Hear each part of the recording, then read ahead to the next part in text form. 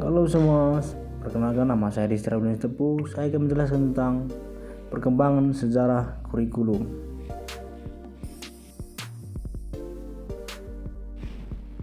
Apa itu kurikulum? Secara umum, kurikulum adalah seperangkat rencana dan pengaturan mengenai tujuan, isi, bahan ajar, serta cara yang digunakan sebagai pedoman dalam proses pembelajaran untuk mencapai tujuan pendidikan.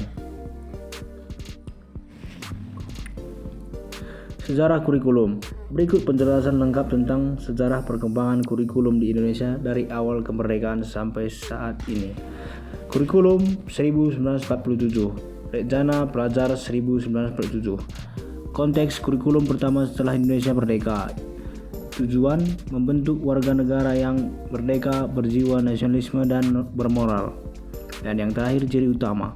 Materi sederhana, guru dijadikan teladan, belum banyak mata pelajaran. Kurikulum 1952, Rencana Pelajar terurai, yaitu satu, konteks pendidikan makin terstruktur. Dua, tujuan, yaitu memberi pengajaran lebih rinci sesuai jenjang sekolah. Yang terakhir, ciri utama, yaitu mata pelajaran dipisahkan buku teks melalui sistematis.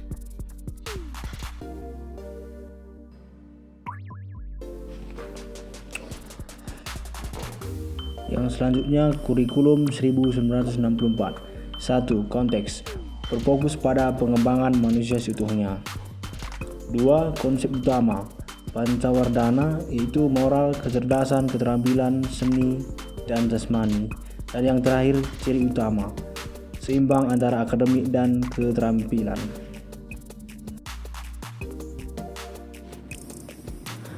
Kurikulum 1968. 1. Konteks awal masa Orde Baru, penegakan pada ideologi negara. 2. Tujuan, yaitu menanamkan Pancasila, pembangunan nasional, moral, dan agama.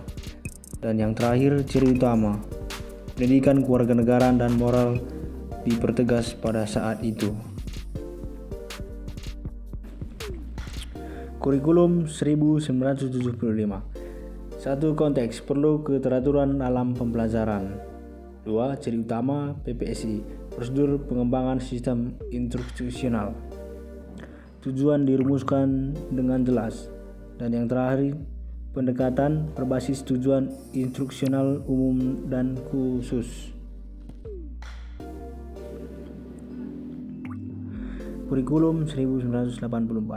Konteks inovasi metode pembelajaran. 2. Ciri utama CBSA, cara belajar siswa aktif. Siswa lebih aktif, guru lebih fasilitator. Dan yang terakhir, pendekatan banyak diskusi, eksperimen, dan kerja kelompok.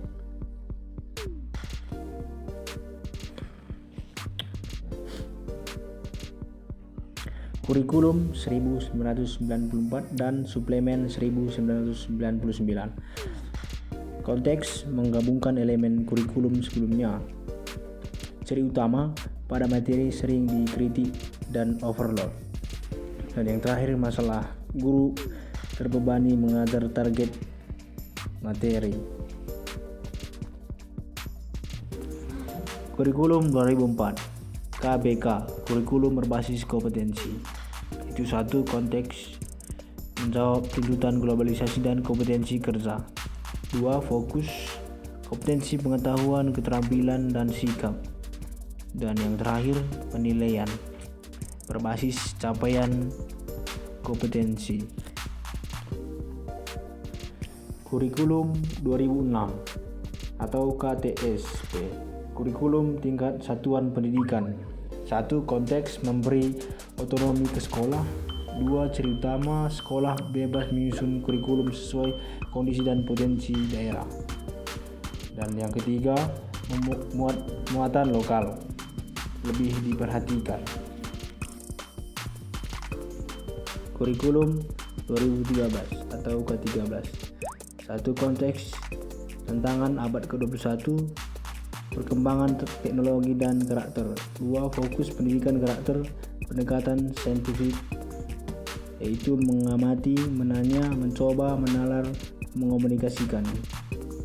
Yang ketiga, pendekatan penilaian autentik, dan proyek. Kurikulum Merdeka pada tahun 2022. Satu, konteks hasil refleksi pandemi dan kebutuhan fasilitasi belajar. Yang kedua, fokus proyek berbasis profil pelajar Pancasila diferensiasi sesuai kebutuhan siswa. Yang ketiga, ciri utama fleksibel, guru dan sekolah lebih bebas memilih materi dan metode. Jadi sekianlah presentasi dari saya. Terima kasih.